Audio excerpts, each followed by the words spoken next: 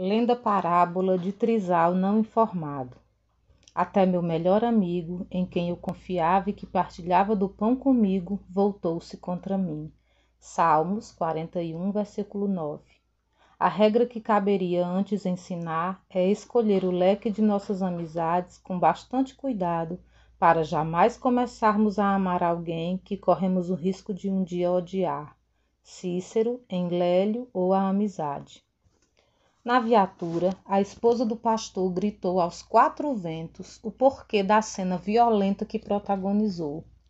Sodomita de Beelzebu, pederasta do demônio, Leviatã maligno, lacaio de Jezebel, filho das trevas, besta do Apocalipse, Satanás magro. Logo ele, meu amigo de toda hora, ele estava se entregando à luxúria e à concupiscência, perdendo o céu e ganhando o inferno no sofá da minha casa com o meu varão policial. Confuso, o policial pediu a ela que se acalmasse e explicasse melhor. Com quem seu marido estava, minha senhora? Com aquele demônio magro no sofá de minha casa, atirando na lama o Levítico 20:13 que diz: o homem que se deitar com outro homem, como se fosse uma mulher, ambos cometeram abominação, deverão morrer e seu sangue cairá sobre eles. A senhora tem que se acalmar, ordenou o policial. Como me acalmar, se ele atirou na imundície o Levítico 18:22? Vendo que o policial nada entendia da palavra de Deus, gritou a plenos pulmões: não te deitarás com um homem como se deita com uma mulher. Isso é abominável. Minha senhora, o que houve? Impacientou-se o policial. Alguns fiéis da igreja foram à viatura e ouviram-na contar o que se deu. As irmãs ficaram perplexas. Os irmãos não demonstraram surpresa. Enquanto isso, possessa, a esposa do pastor berrava sobre os telhados.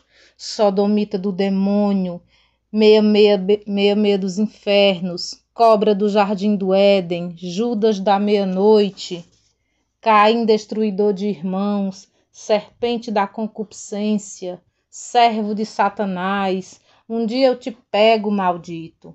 Até que perdesse a voz, ela prosseguiu aos gritos com a criação de epítetos para Rodrigo Paivani. Sobre Rodrigo Paivani, devo dizer que ele era evangélico após decepções com os católicos. Usava óculos, camisa xadrez fechada até o pescoço, sapato preto envelhecido e cabelos bem penteados. Tão santo sempre este rapaz, diziam todos. A esposa do pastor era Lili, que via Rodrigo Paivani com veneração. Ela o considerava o varão mais leal da igreja.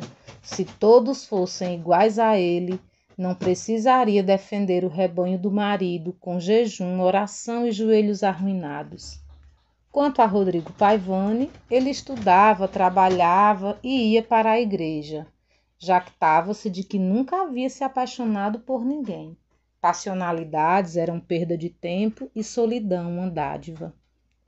Com lábios a apertarem-se por mania, era sempre polido.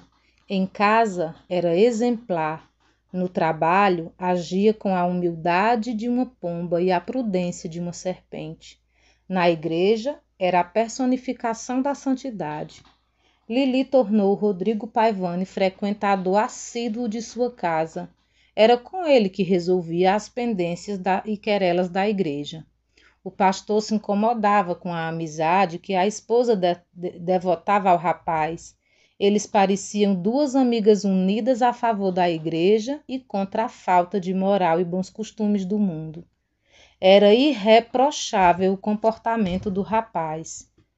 Mães queriam os filhos parecidos com Rodrigo Paivani. Esposas ansiavam por maridos polidos como Rodrigo Paivani.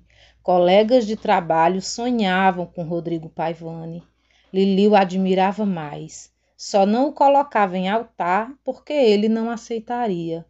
Misericórdia, irmã Lili, altar é coisa de católico e os papa-hóstias estão condenados ao fogo que não cessa.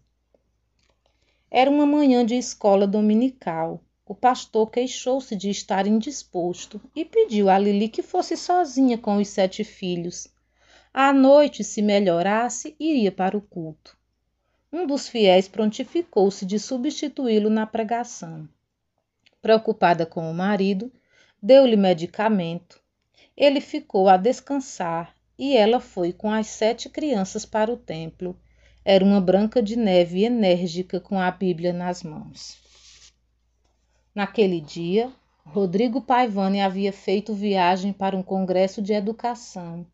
Lamentava ausentar-se do estudo bíblico infantil, mas, sem Rodrigo Paivani e o marido, Lili vestiu a solidão do mundo.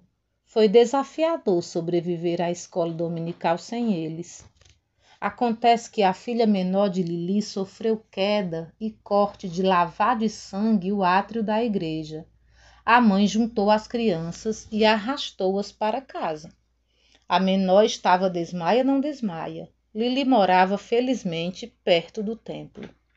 Não foi pequena a surpresa de Lili quando, rodeada de crianças e com uma filha sangrando nos braços, abriu a porta e viu, na sala, no sofá, aos gemidos, seu pastor e Rodrigo Paivani atacando-se. O pastor, rangendo os dentes de prazer, penetrava-o falando coisas impublicáveis. Como curiosidade é a força que nos maltrata, vou ser um pouco explícito. Você quer que seu pastorzão meta mais fundo, hein, seu safado?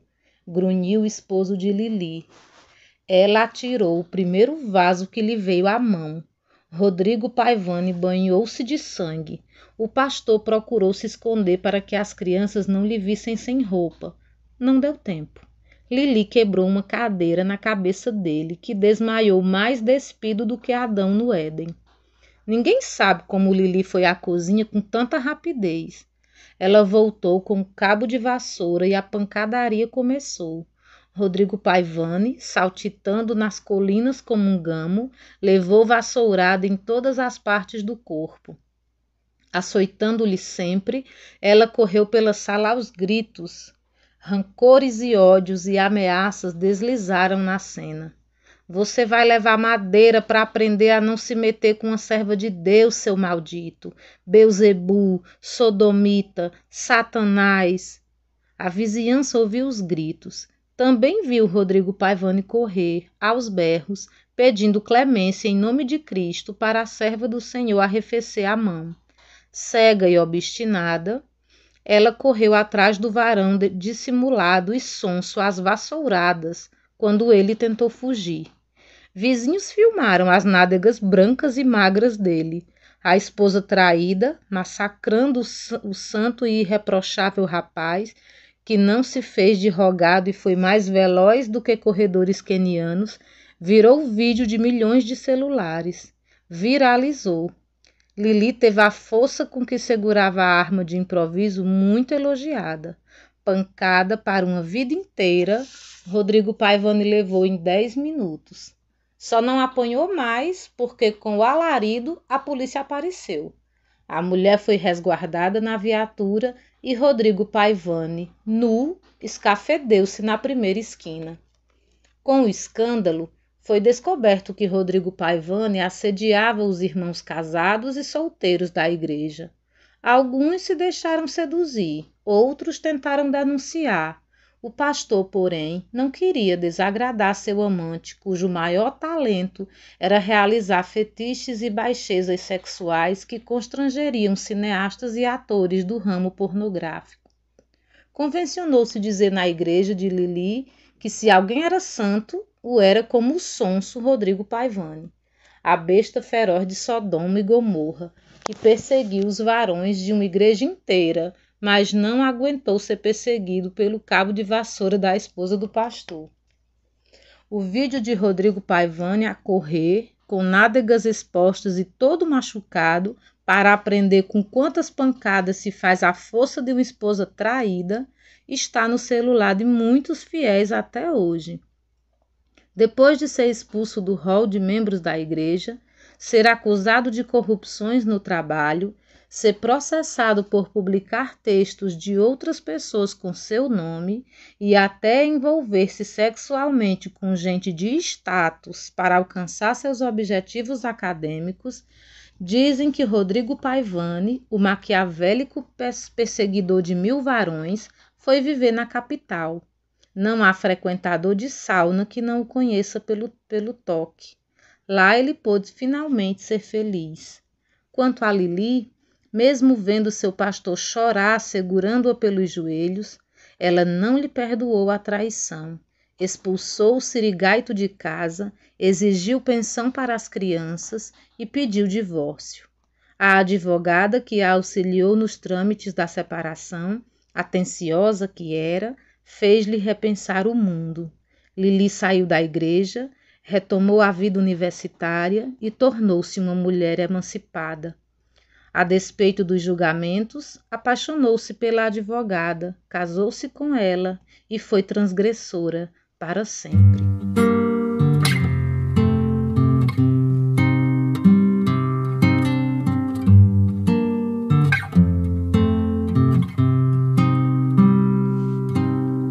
Triste, louco mar, será qualificada ela quem recusar.